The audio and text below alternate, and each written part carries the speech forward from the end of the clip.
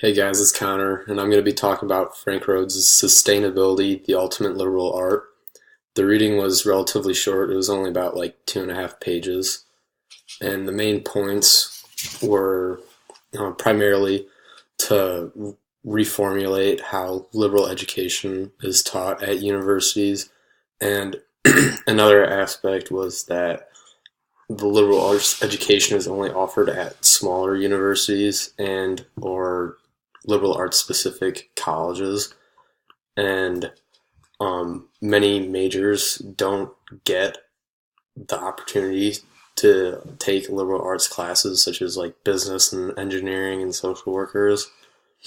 Rhodes believes that we need to expand natural and social sciences at the university level and focus education around sustainability to solve worldwide problems such as global warming and finding an alternative fuel source for gasoline as just a couple examples of the very many issues we are facing as a global society, and that we need to understand the importance of preserving and minimally disturbing our natural environment to preserve it for future generations. And he touched on a Native American proverb on page 98 or 198. It says, "We do not inherit the earth from our ancestors, but borrow it from our children." And I thought that was really relevant to a lot of the issues we face today and all of the industrialization and tech advancements of our modern age and how it's affecting and destroying our environment at the same time. And so that just really stood out to me. And he goes on to say that we need arts and humanity courses to teach topics of human inquiry, self-reflection, and moral consideration that is guided to human conduct and reflected in our creativity. And we need to further those strengths and continue to grow in those areas. And for connections to other readings, this one was kind of different from ones we've had before and focused mainly on environmental issues. But I saw how it could relate to the MLK readings, specifically letters from Birmingham jail, because Rhodes talks a lot about solving global issues. And to solve global issues, we need to work together collectively across nations. And it reminded me of letters from Birmingham jail because we can't even work together as a nation. And he wrote the letters from Birmingham jail while in jail during the civil rights movement. And now, flash forward to 2017, things aren't too different and still face many issues of inequality throughout our nation. And it reminded me of a topic in one of my CJ courses, Culture, Crime, and Justice.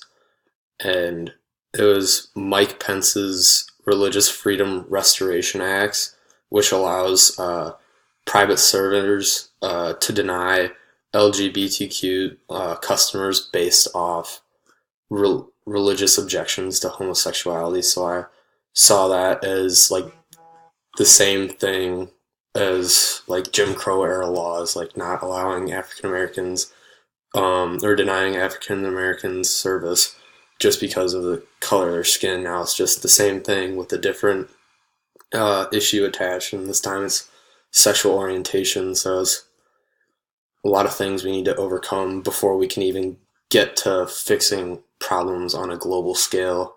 Become part of that global community that Rhodes is talking about, with everyone working together to fix a common goal and achieve sustainability for the whole world. And my questions for you guys is, do you think our educational system could incorporate sustainability teachings at the university level? And going off that, how would it and how should it be incorporated? And should it be part of the university's requirements or general education requirements like they are at GV?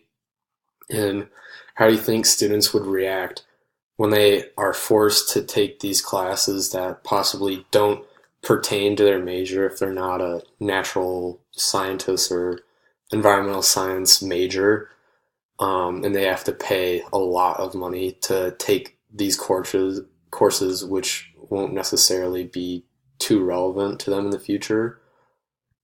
And do you think we will ever reach a point where all nations can set aside past wrongdoings and set aside religious beliefs and societal beliefs like capitalism and communism, authoritarian belief systems, to collectively work together to reach a common goal and make the earth sustainable for future generations to come?